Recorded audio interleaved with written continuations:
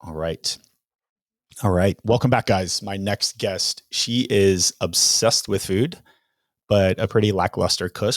Her husband is the chef of the house. We've actually had a few of those on our podcast say that.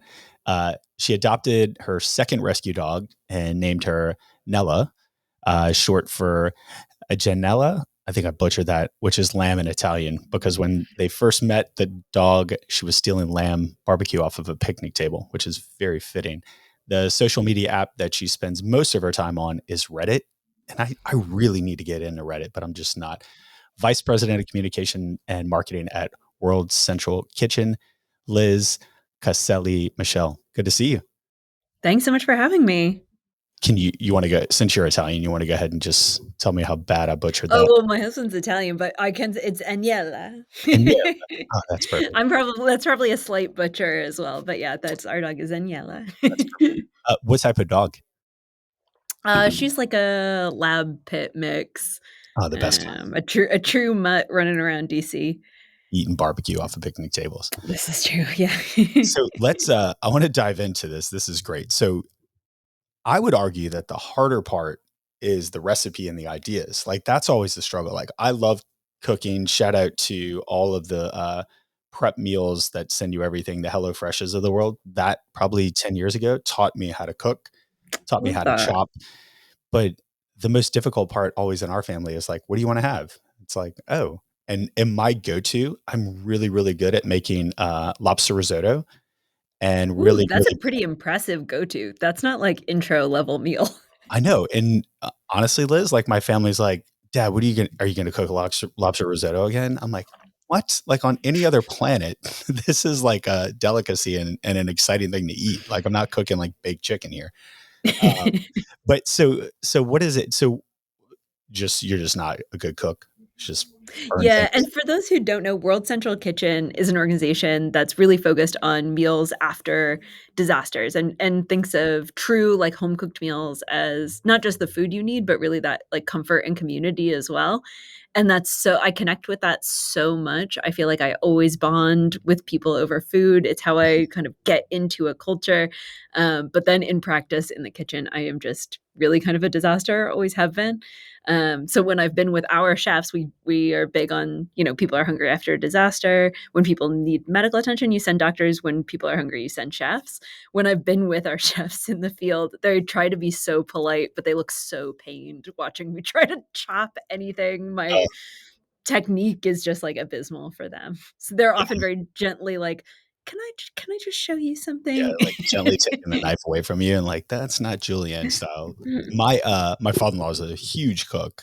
Outside of being an executive, he or CEO, he's a massive cook, and he actually same painfully like watched me once because I thought early on in our dating his daughter, I was like, oh, I'll cook for your dad. So I like did all this research, and similar probably to your chefs at the World Central Kitchen, like he was like, he just took the knife. He's like, hey, let's start here. He's like, I appreciate you doing this, but like, let me teach you how to use a knife. And I was like, my bad. Cause I was like, what you saw on TV, you're just like, oh, just hack at things. It's like, no, no, no.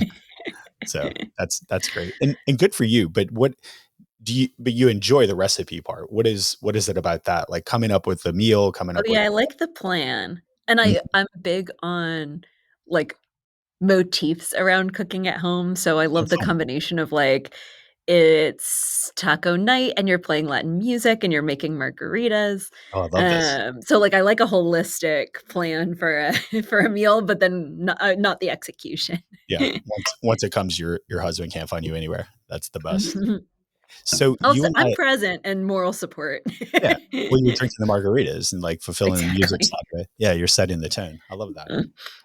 So you and I actually met last year, not this past year, but the previous year at Cannes, and saw you on stage. And as we prep for this as well, I shared with you, I was like, that woman has so, excuse me, so much energy. Like I just found myself listening. And at the time you worked with Nestle, and Mhm. you were just so energetic, and I was like, we have to have her on the podcast. But then I dove deeper into your career, and obviously you transformed over to from Nestle over to the World Central Kitchen. But let's kind of take a step back for our listeners, like your early on journey, your career when you first started out of college. Yeah, so I started focused in international development. So I worked on USAID programs for smallholder farmers. A lot, many places, but a lot in East and West Africa, with cocoa farmers, coffee farmers, and I was working on public-private partnerships. So I was on the public side, but then on the other side of the table were folks from like Nestle who were buying that cocoa or buying that coffee, and I started to get really jealous of my private sector partners who we're really taking that whole journey of that coffee, starting with the farmer all the way through to the consumer, and started to get really passionate about how do we help consumers connect more to where their food comes from, and to make that a way to build trust in the food itself, in companies that at times have really lost trust, and saw that as a real avenue to take that kind of agriculture and food expertise, but come then into that digital and storytelling space. So then I went into consumer food education. I worked with a lot of different partners, helping consumers understand more about where their food comes from, more about kind of what matters in nutrition, how to make those things accessible and not too sciency. And ultimately came in-house at Nestle, who was doing a lot of transformation on where and how they worked with farmers. And so really got to take on some very fun projects there and bringing that farm experience to life for consumers who really care more and more about where that food comes from. Uh, while I was at Nestle, I got the opportunity to take a global role and lead content and digital on corporate reputation in Switzerland. So I have been in Switzerland for the past 4 years. During that time, World Central Kitchen became our global disaster partner, and I got the chance to just really fall in love with World Central Kitchen's approach to food, an approach to working with communities. And so last fall, I took the leap. I left corporate life. I moved back to Washington, D.C., and I joined World Central Kitchen, leading external communications and marketing. So literally full circle back in your career, back to where It you has been full started. circle. Yeah, absolutely. And what obviously you learned so much along the way, but also I would love for you to talk a little bit deeper. Like we're now at a point in, at least in the US, and you can kind of educate me beyond that, but there's become this like, I want to know what's in my food, where it comes from. And then also from the advertising perspective, like you want to hear that story. Like I think of Nestle Mhm. and the cocoa farmers, like you want to, like my wife and I, one of our favorite places that we've been twice is St. Lucia, and going into the cocoa farms there, you're just like, this is amazing. Like, how do they source this? Where does it go? But so touch on that because you've early on in your career, that wasn't the case, but now it's almost like it's a thing. And then we also have to be careful with corporations just kind of, whitewashing that as, yes, we use source farmers type thing. I know that's Yeah, a whole lot actually. absolutely. Yeah. And I think too that it really, for me, trust is the foundation. I think we see a lot more fear around food or ingredients at times where there's kind of a loss of trust in the system. So if you can't trust the system, if you can't trust the players, if you can't trust the companies that are making your food, then there's you find kind of things to be afraid of because you can't trust the decision making that's happening along the way. But when you start to build that base of trust, I think it becomes less about like individual components and more about kind of knowing and trusting who's on the other end of that food and what decisions are they going to make for how that food is then going to impact you, impact your body, and impact kind of the way that your personal effects like on the world are happening. You want to consume things that are good for you and also are like making a positive contribution in the world, aren't like depleting resources. So I think really it's not about needing to necessarily get into every component. Certainly people might have allergies or something that creates that technical knowledge, but it's really about do you know if you can trust the decision makers here Mhm. or not? And certainly I think consumers have lost a lot of trust over the years in what are the decisions that companies are going to make. So as a company, it's really you're starting from a deficit. You have to earn that trust back Yeah. and really give consumers a reason to believe that they can trust the decisions that you're making in every step of the process. It's not that they need to know every decision, which is tedious, and we can spend whole careers trying to understand like every piece of that supply chain. If they have that base of trust that they know the folks that are working on that are coming from a place of both the right expertise and the right kind of interest in taking care of the consumer. Yeah. And it's a great, I would assume it's a great reset too. for a lot of these brands to be able to tell that story. And I loved your previous role when you headed up digital content at a global corporation level with Nestle specifically. But I, the media itself also lends itself to give you that opportunity. So maybe share about a good bit of that as well, because it's one thing to have your branded commercial, like, hey, when you go to the grocery store, think of brand X, and this is why. But do you feel like media, the evolution of media, especially social and digital and online, allows you that ability to kind of tell a deeper story, and to be able to actually collect content and material that really kind of, because it gets kind of boring if you just take your commercial that you're running paid media and then just put it on social and earned. What has that evolution helped the side of storytelling? Oh, absolutely. I think it's been a huge perspective shift as well to think about not here's an asset where I'm telling a complete story, but I'm actually going to take a consumer on a journey where they get pieces of this story all along the way. The other thing that it's been a huge enabler for is making that story a two-way conversation instead of a one-way conversation. And so I think the smartest practitioners in digital are doing just as much focus on their feedback loops and their listening of what they're getting back through those channels as they are in what they're creating to put out. And that just gives way to a whole different opportunity on how you're personalizing, how you're creating something that really matters to that individual based on the signals that they're giving you. Yeah. And it's fun to watch, especially over the last year. You've seen, I won't call out some of these brands, but at our house, my wife is and myself, very health conscious, health forward, but we love food. We live in the South, so there are some kind of gives and takes. But I'll call out one here, like our governor, who just got elected, I think a year and a half ago. He came in and he put like a more or less a ban and a tax on any seafood, specifically shrimp and crawfish, because it's massive here in South Louisiana. And if you're a restaurant and you carry anything other than local seafood, you have to put it on your menu and you have to display Mhm. it. So you're not necessarily getting penalized, but people in Louisiana want to support local crawfishers, local shrimpers, and farmers. How has that evolution also helped from a governmental perspective? Of course, we don't want the government controlling every aspect of the food that we eat and what we do, but it's also this, like, hey, let's support local farmers and regional. And when we do source things from, outside of the US or outside of, South America, making sure that it isn't conflicting with the way that we handle food, and insert any region, I guess. Mhm. And I think one of the things too that's changed for brands and companies is there used to be an expectation, whether it's sustainability, whether it's local sourcing, that if you're making that investment as a company, then you also need to capture a price premium on that product. But what we're seeing is that consumers will say, I prefer local or I prefer sourced this way or this is what I'm looking for, doesn't actually mean that they're willing to pay a premium for it. Mhm. Um, Now, I think companies are really getting a lot smarter about how to capture value from those investments, and it may not be a direct price premium. Mhm. It may be that they actually capture savings. They make their packaging more sustainable and they use less of it, and they're saving there on the cost front.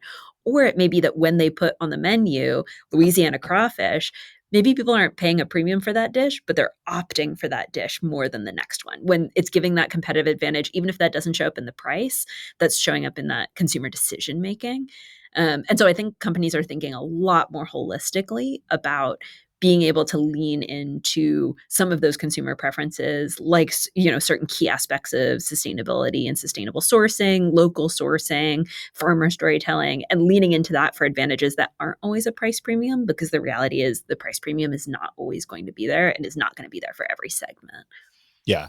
And I'm sorry, I'm kind of all over the place, but your career is just so fascinating. But we completely skipped over your collegiate career, where, so touch on and again, this is really big, and just because our corporate office is here in Baton Rouge, but LSU is a massive ag college, but your degree was in agricultural economics. What kind of drove you to that? Have you always had just like a passion for food, and or what was there a moment in time, or what was I that know. As moment? soon as I started talking about price premiums, I was really giving myself away. You really did. Yeah. Yeah, I was like, I we got to love bounce kind back of to this. I love making the realities of the market work for better impact for everyone. So it's, I mean, it's, this gets a little bit outside of true professional focus. But it was something that I saw when it came to things like consumer willingness to pay, that some of those levers that do get very economics y are actually the way you make a business case for better practices, and the way that brands that are really making strong choices and being leaders in the space can capture an advantage and can get rewarded for that. And that's why and how they keep making those good choices. So that really, I really got passionate about the looking at the economics surrounding first farmer decision making. Mhm. How does a farmer make a choice about, what materials he's using, what he's growing, what technology is getting engaged, what that looks like for his whole family, and then eventually like what that means also for like food industry decision making. So I do love the role that economics plays in Yeah. that, and the consumer is a huge part of that equation. So it's something that can, always has its technical components on the inside, but consumer decision making is driving every one of these conversations Yeah. in companies, even conversations on the farm. The Right. consumer voice has become very powerful, and understanding the consumer voice is a much bigger priority for some industries than it was 10, 20 years ago.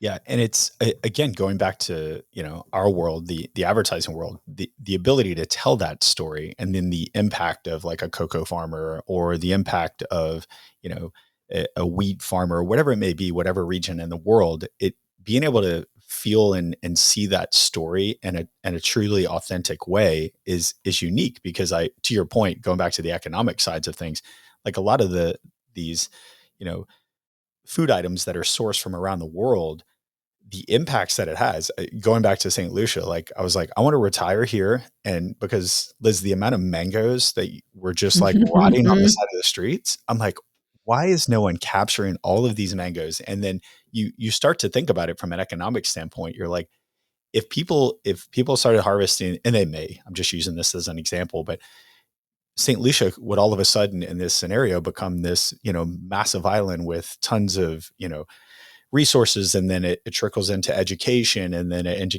so the trickle down effect of just like supporting one local farmer in a region has impacts well beyond just like the food, which is an important portion. But maybe touch on that, like how that storytelling happens that then could make a whole community something that it's not, Hmm. purely because of food and purely because of sourcing the right materials and using the right farmers.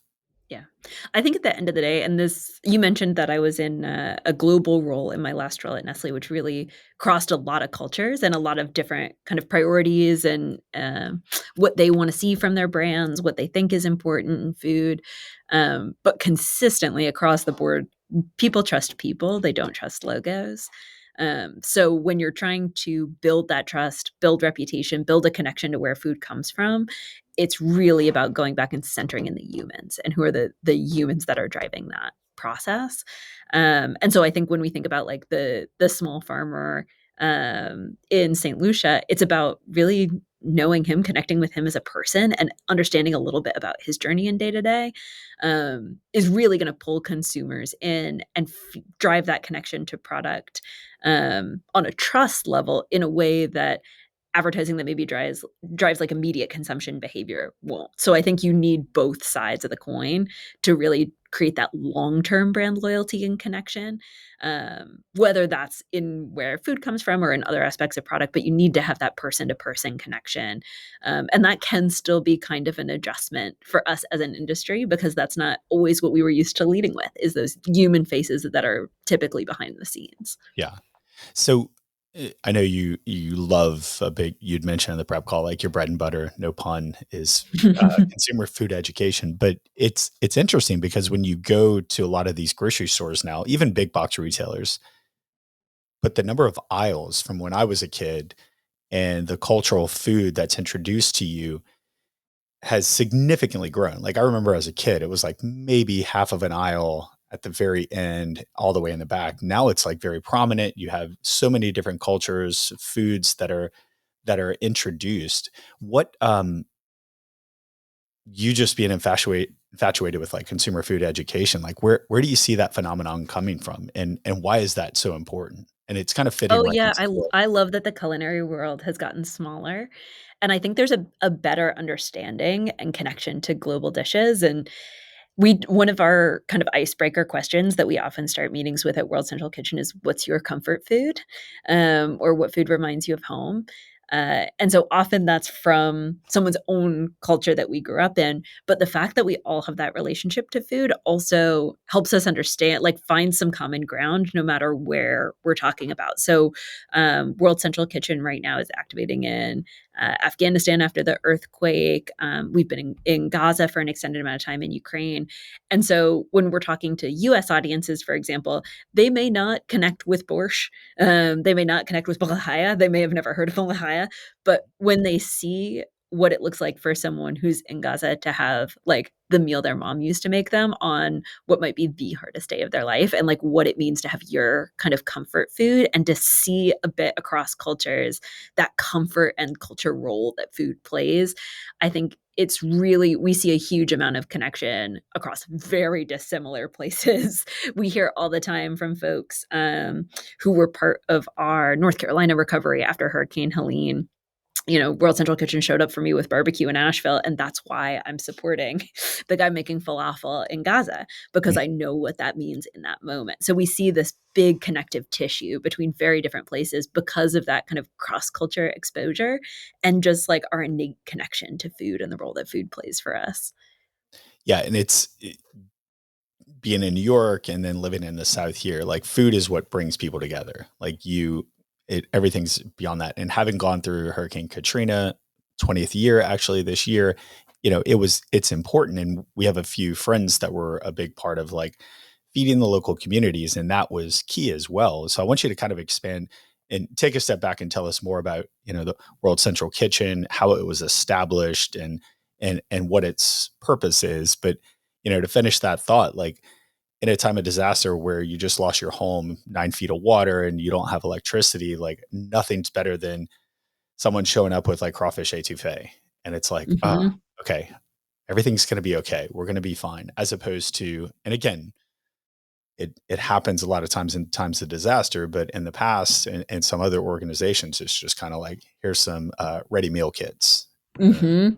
MREs and whatever it may be. And it's just like, oh God, this is bad. But like the thought of food that changes immediately the comfort, and I don't want to, be dramatic, but like, hey, we're going to be okay mentality Yeah. it's food. And then the food brings the community and everyone's kind of like, all right, we're going to be fine. As opposed to like drop some water in this. And then Hmm. like, oh God, Oh, this we is absolutely feel that way. And the other thing that I think like a warm prepared plate of food does is it's also someone who's showing up for you and saying, "I care and you're not alone." It's like we express love with food.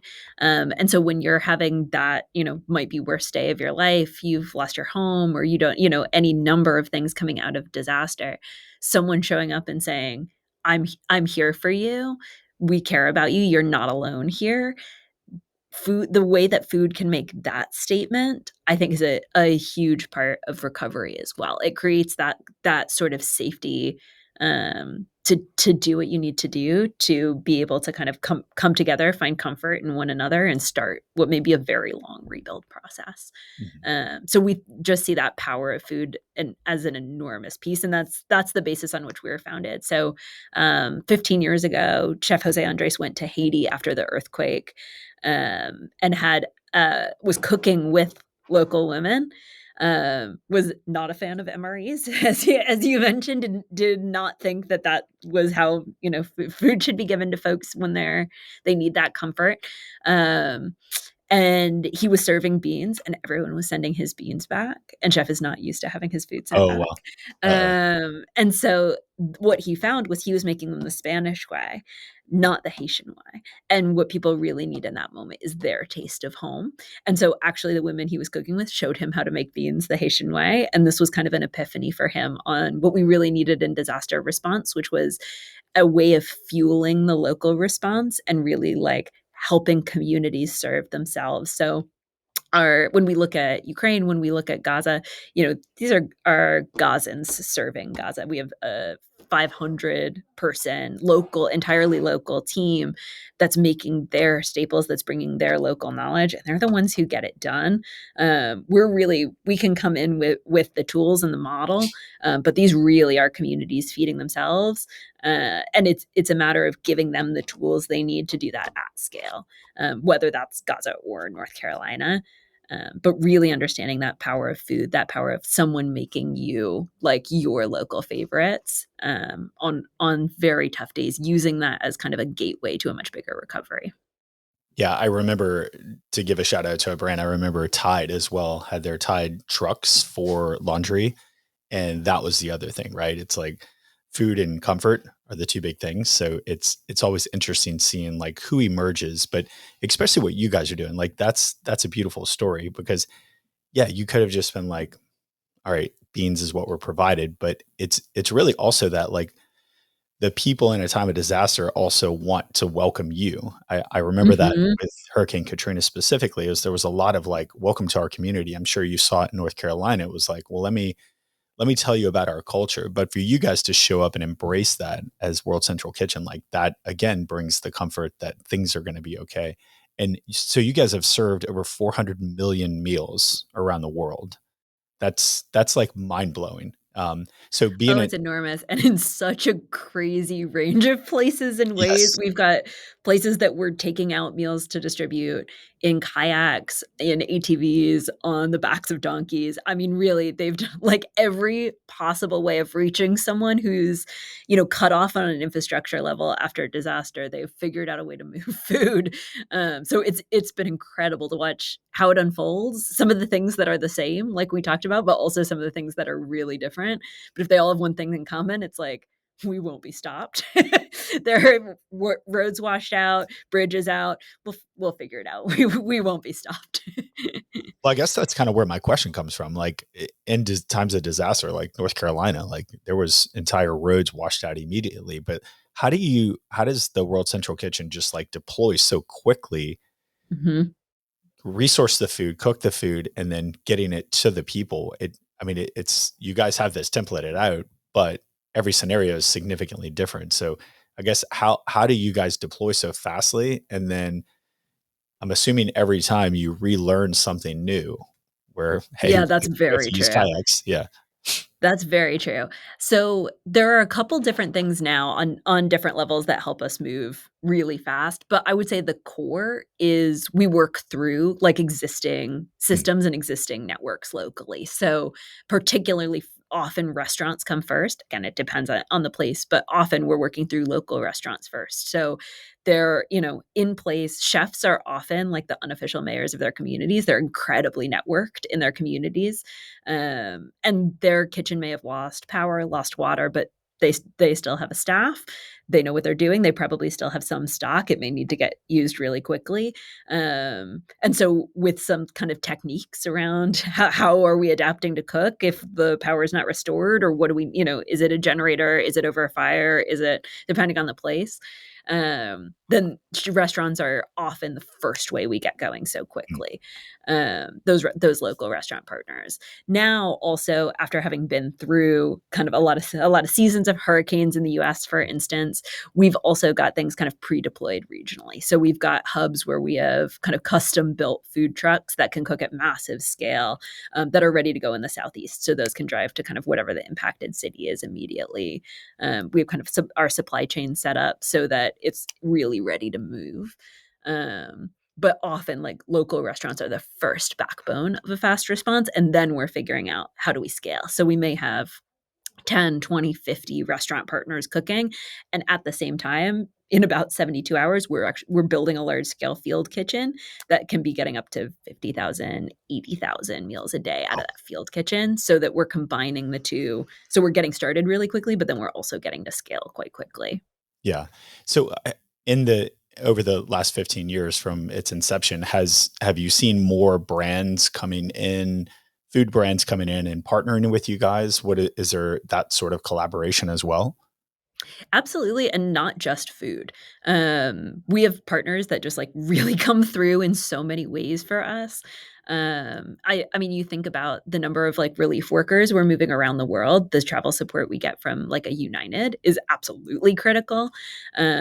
We see just so many partners that are stepping up to fill parts of that need, if it's trucking, if it's travel, if it's so not just food, um, but I think the way that partners and brands have come in, is really gap closing and often brings a different kind of expertise as well, in terms of being able to source at a really large scale, often to get fresh protein in, all sorts of things, that partners really bring to the table. And I think to connect kind of on the marketing side of things, and certainly what I found when I was at Nestle is that being able to tell that brand story as well is and can be incredibly valuable to both of us, as organizations working as partners. Where in some of the research that I'd done previously looking at like building trust, is that there's really no substitute for a brand about to show up in the moment that you're most needed. Huge. There's lots of virtue to building consistent programs and relationships over years and years, but the thing that really sticks for your consumer is, did you show up when they needed you? Yep. So when we look at a partnership in disaster response and brands being able to show up with their expertise, with their partnership, resource for a community in that moment that really needs them, there's no substitute. So that's one of the things that has comes into my role in partnership with our corporate team, is helping them work with partners on building that effective partnership, but also really communicating it and making it part of their brand story. Right. Well, and you can't really fake it, and it's very genuine, right? Totally. And so, and that's kind of a question that just popped in my head. Like, it's yes, brands should show up and they should want to be a part of this, and they do from what you're sharing with me. But how do you? I don't want to use this word, but it's not that the brands are like, oh, this is our moment. Like, they're truly want to help. Oh yeah, They're- we'll get the calls that are straight up, how can we help? What do I need? Um, and and those are the that's people you want to work amazing. with. Yeah. Yeah. And really that's because at the end of the day, it's the same sort of thing, like, we're marketers, we want to achieve something on a marketing level, I wanna help you achieve that, but also we're people, and so if your team is based in LA or you have part of your organization based in LA, and you're seeing these wildfires day to day that are just, have put the entire city in a position of, at best, like, total uncertainty and fear, the you wanna do the right thing as a brand, but also just as a person. You wanna know how can you show up for your people and for their community and that wider group. So, we see that true drive to contribute in a huge way. It's actually kind of like I'm gonna say a spoiled thing about my job because Right. people have asked, is it hard to work on disasters every day? Does it get demoralizing? Is it too sad? Actually, it's like, it's so much more encouraging than watching from the outside, because when you're inside, you see everyone who's stepping up to help, and you feel so much better than when you watch from the outside and you see those crushing parts, but you don't always get to see the people who are really stepping up for their neighbors, and that's the stories that we get to live in every day. So it's an unbelievable way to experience what's happening in the world, is basically like as part of this huge community of helpers, and seeing how everyone finds their own way to contribute, even people who never thought it would be them. We hear all the time in North Carolina, in Texas, and in St. Louis. Most recently, we hear, "Oh, I've been a donor to World Central Kitchen forever. I never thought I would be on the other side, and now I'm Oh, the wow. one getting meals," because it really can touch all of us. Mhm. And so seeing people kind of turn out for their neighbors, I think, is the most powerful thing about doing this work. Yeah, and I was gonna say it has to be very emotional. I know we had, severe floods, I think it was probably 12 years ago in Baton Rouge, like, where we just saw, I think it was over a week and a half of just rain, and it wasn't like, "Okay, how do I prop myself up and, like, be present?" But it was very much like, to your point, it's like a human instinct. You just intuitively, you're like, "We have to help." Like, in our neighborhood, we were perfectly fine, but there were certain parts of the community, at Lamar, we housed a lot of our employees where they got to come stay at our corporate office, but there was a lot of, massive food companies that emerged and said, like, what can we do? But I would argue that the opposite, like, is it depressing all the time that you see? You're probably like, oh my gosh, like, you have faith in the human, race, right? Because you're like, as bad as war is, as bad as disasters are, it's like you get to see the most good of people in their most 100%. And it's vulnerable. also it makes up a lot of our teams. There's really no, like, degree program to figure out how to go in and cook for 150,000 people in a day. Right. So there are people who come out of culinary or who come out of, some element of disaster response or public health, different things. But actually what usually happens is we show up in their community, they step up and say, "What can I do?" Day 1, they're a volunteer. Day 2, they're managing a team. Day 3, they're running like a massive operation distributing tens of thousands of meals, and then they're ours for life. Then they're doing that in their hometown in Turkey, but then, 2 months later, they've built that expertise and they're flying to, an obscure island in the Pacific to help figure out how to apply that same model there. So that's really where a lot of our team comes from. Is it touches their community first. They step up and find out what they're made of. They learn how to really like run this at scale, and then they take that to the next community and help them build the same thing. That's amazing. Yeah, because it's almost like you don't even have to create an ad campaign for getting new employees. It's like, hey, we're a part of this. You roll your sleeves up and put your rain boots on, or whatever the case may be. What going back to like brands being involved, and then in your role of head of comms and marketing, you obviously have to be very careful not that you guys are, but also making sure that it's the message of like trust and this brand stepped up. But how are you working side by side with a brand that comes in and contributes and donates, and then they come to you and say like, hey, we want to capture this? I know you have Mhm. to be very cautious. Maybe I'm not asking the question, but you have to be very No, I cautious think that's as to totally fair. I think where the caution comes for us is one big part of what my team does is on World Central Kitchen's own channels, right? Like our TikTok, our Instagram, yep. web, our email list. And we're pretty intentional about protecting those spaces for the work, almost being a news source for people of what's really happening on the ground and what this response looks like. So I think that's one place that we're cautious is really like protecting the branded channels for the work. But that said, when a brand wants to communicate more, we're really a resource to them on making that happen with their audience in their space. And so that can take a ton of forms. We've seen folks do that as events, where we may have like, relief team at their events able to talk about like, what was the Oh, amazing. experience on the ground for this disaster that like, you're the reason we could be there. We've seen them do it in digital content and pull through, folks from the towns that they operate in who became those relief workers overnight. We've seen them do it in press or if it's a media brand, sometimes co-created content. During the LA wildfires, BuzzFeed Foods office was directly affected. And they actually had their folks come out and do like real time content creation on wildfire response for BuzzFeed's channels as a way of driving like more support and donations. So we've seen people kind of use their own tools and levers in all different ways to bring that story through.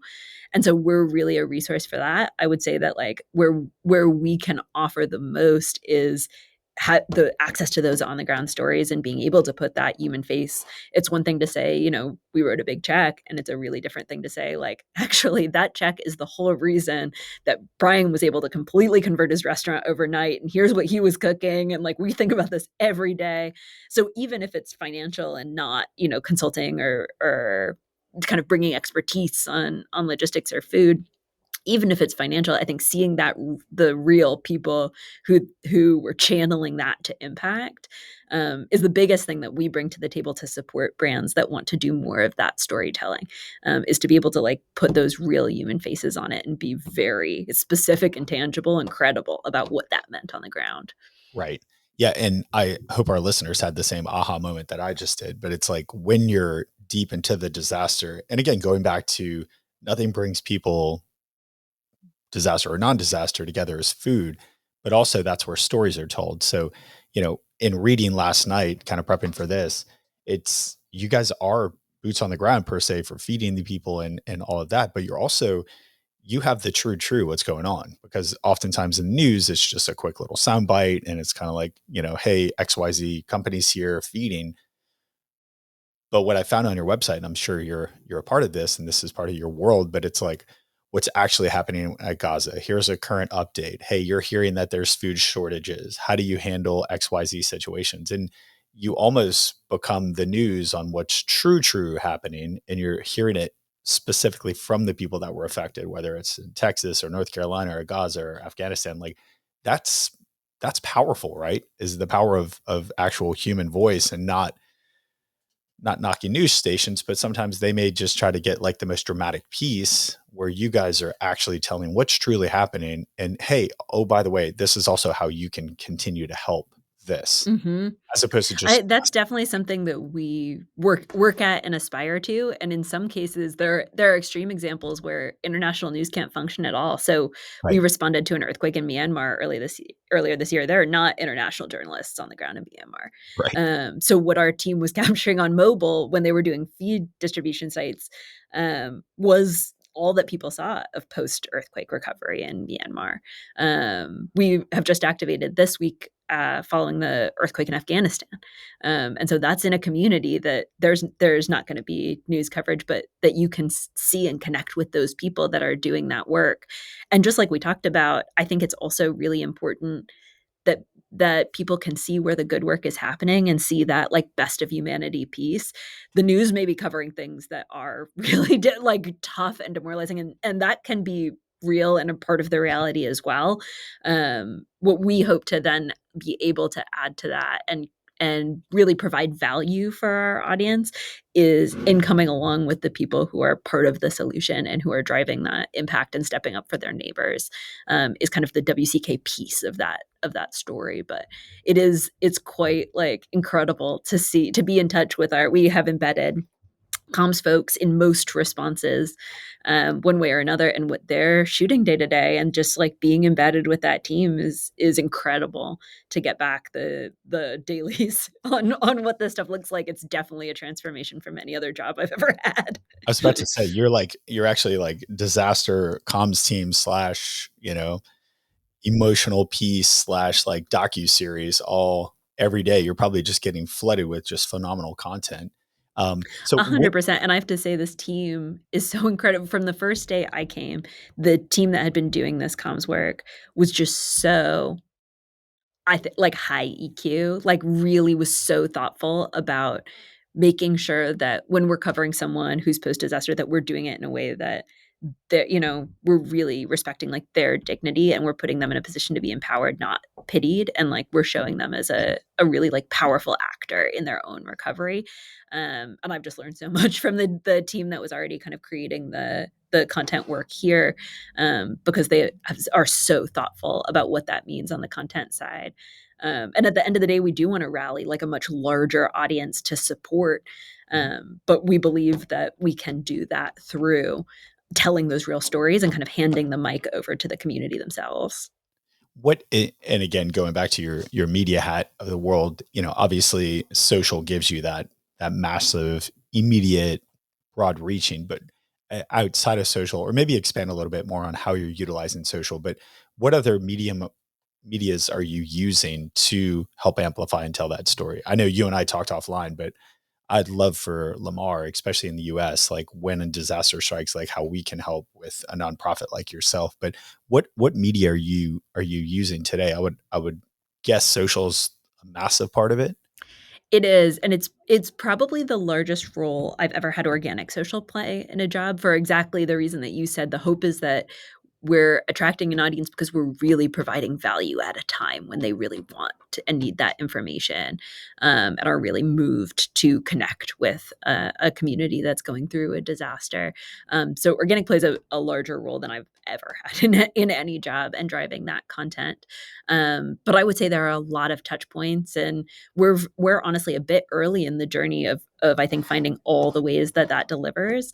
But I would say the other one that's kind of rising for us is contextual targeting, because as you can imagine, it's that moment where you're maybe reading news coverage of Myanmar or Afghanistan or Texas or North Carolina that you're thinking, oh my God, like what's going on there? Like what exactly is happening here? Like, how has this gone? Like, who is doing this work? How can I help? And so it's that moment where you're kind of primed in reading that news coverage that we can bring you into the community and create more value for you to stay engaged and stay involved. Because the other thing that's a bit different about how we're going to cover a disaster or create content during a response versus news is that some responses we may get very lucky and it's like a 1 week response. For the most part, this is a long haul thing. So after Hurricane Helene last fall in North Carolina, we were responding through Christmas, through New Year's, through Valentine's Day into the spring because infrastructure was still destroyed and people were still cut off from their food systems. And we weren't seeing sustained news coverage of what North Carolina was going through for that whole period. So, especially after that first big spike of interest, I think it's that much more important that we're showing up and keeping a community consistently engaged in that recovery as long as they need us, which is not always going to be a quick process.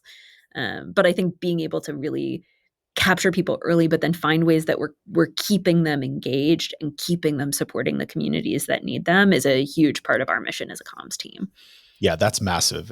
And again, just having for our listeners, like where we live in South Louisiana and the Florida Panhandle, like it's hurricane season. It's inevitable. When's the next big one going to hit? And oftentimes it's very unfortunate because what Liz is sharing here is key. Like, Hurricane Katrina had so much powerful impact, but because it was a big city, because everyone knows New Orleans around the US, around the world, it was like, oh yeah, well, I have to provide and give back. But unfortunately, there's smaller cities that are often hit. Like I think about Lake Charles, Louisiana, that was hit twice within 2 weeks a few years ago.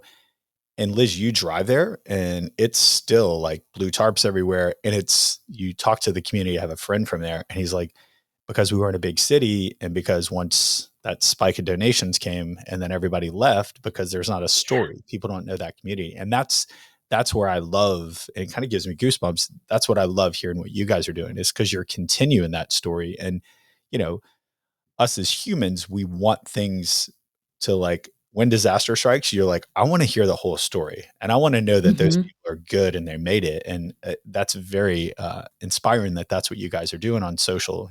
I love the fact that you're probably following certain families and it's like, here they are today, 2 years later, and they're fine and they're thriving. And because of your donations, that's so powerful. And then it takes away the forgotten cities that aren't, no one knows what Lake Charles, Louisiana is outside of Louisiana, but it's like, well, you know, in your case, you guys are telling that story and you're continuing where people are like, oh, I still want to be a part of that and give and provide. That's massive from a personal perspective for sure. And that's one of the reasons it's also so important that these become quickly like community-led responses because however long it takes, the person that like showed up on day one as a volunteer and was driving their own personal ATV every day to bring meals to the people that can't make it to a distribution site, that person will still be there. Their role might change, the need might change, but that person will still be there and will be inherently like a leader in their community long after like anybody who came in from the outside is going to be there. So really making that quick transition to being fully community led and empowering the community to drive that response and to respond to how needs change over time, I think is just a huge part of what makes the model work. Yeah. So as we kind of wrap up here, I want to go back to you personally. Again, you still have the same exact energy and excitement, and I would argue a lot more. But what inspires you every day and what you do both in your career, but then also for your love for food? Because not a lot of people have this, where you love food, you love the recipe side as we covered, but then you work for a company that's all you do, and so Yeah. you're probably finding new recipes and very bizarre situations, but also, being introduced to new culture. But what is that excitement level for you? Like what inspires you every day to keep going? This is true. I love the food part. I would say the thing that really like gets me jumping out of bed in the morning is ear early in a response what we see from a lot of the people who are stepping up for neighbors. You mentioned like being in a, you can have two communities side by side and one is not affected and one is hit super hard, and wanting to turn up for your neighbors in that way. But the other thing that we'll see a lot, and this, a couple examples really stick with me from some of our chefs during LA wildfires, is they would show up with a food truck and they would say, my house burned down, my in-laws house burned down last night, I have no idea where we're going at the end of the day, but I'm here to cook for everyone else. Amazing. And that just like, to be able to take that moment, sorry, now I'm a little emotional, that No, to that's be able great. to take that moment of a lot of like fear and personal impact and to channel that to help others. I think when I see that in action and I see that driving our teams, that then our team just wants to like run through a brick wall for those people and make sure that they have, all the support they can possibly get, and that they have voices from everywhere around the country stepping up and encouraging them. Because that's just like an amazing moment if you have that kind of strength of spirit to take that personal loss and be able to turn that into bringing people together. That's just an incredible thing to be any level of support of. So that's the thing that like in the morning I'm like, ooh, Daniel Shemtov's out cooking there and he doesn't know what's going to happen with his house. I'm going to seriously show up for him, and I'm going to make this work on every level to bring people together around him and have his back from all around the world. Yeah, and that's the power and the passion of food. And it's again, having grown up in where I do, where it's like every year it's like it's coming, having organizations like yours, and especially for the food side, like there's a lot of organizations that do phenomenal things, but food again is that one thing that everyone needs in the time of disaster. And it's not, again, very grateful for the MREs during Katrina, but it's also like having like food and comfort, like there's that, like everything's going to be okay. But since, you have brands stepping up that are contributing and donating and giving, since you have such a massive audience here of agencies and media owners, including Lamar, I've already promised you we're gonna hook up and figure out how we can help the World Central Kitchen. But what would you kind of tell, media owners that are listening to the podcast, agencies that are listening to the podcast, like how can they, besides monetarily, how can they help um, your organization and do better for good for humanity? Yeah, I think first, don't hesitate to ask. If you're, I think sometimes brands feel self-conscious if they don't have as much to contribute, if they're, they know they're not going to be whatever platinum such and such. Like, don't hesitate. Whatever you're bringing to the table matters. We can often tell you really specifically how it matters, no matter how small it is, exactly like what that's going to mean for folks on the ground. So don't feel like you have to wait to ask, or that you're worried like how we're going to take it. We're going to be so grateful and delighted and help you make the difference that you want to make with whatever you do have. When it comes to the media and marketing side specifically, I'll say like we've had unbelievable partners do donated media for fundraising content, and the fundraising that comes in from that might be a lot more than could be a direct financial contribution. So that is an amazing model to explore for folks that work on that side. Even brands that are not on the media side will sometimes get like rebate ad credit kind of structure. We've had brands donate rebated ad credits, which doesn't hit your balance sheet at all, but it makes an amazing contribution, that we'll always be able to tell you like, what did that mean in terms of fundraising? What was the return on that? And it can be really incredible because it's often reaching net new audiences that really want to help and that maybe haven't found a solution that they trust or that they connect with to be able to contribute. So specifically for folks on that marketing and media side, we've actually seen early days, but some really helpful contributions, and we love to get creative with what that looks like. So if you have half an idea, I'm always happy to help make that a whole idea. Well, that's amazing. I think that's the perfect way to kind of end the podcast here. But again, I'm very grateful for everything that you do. I do love that your career journey was like full circle and it came back, and it's something that you're so passionate about and obviously very, very emotional about, as you should be. But we as humans, I think this is kind of the easy one, right? It's like in the moment of time, like nothing's better than a human lifting up another human, and what you guys are doing at the World Central Kitchen. And then the way that you guys are continue to tell the story beyond that moment or that quick hot moment is extremely powerful. So I would encourage our listeners, definitely follow on Instagram, the website, it's almost like a phenomenal news source as well. As I was prepping last night, I was like, this is great, because you could actually know what's going on while still kind of contributing. And again, I think message heard.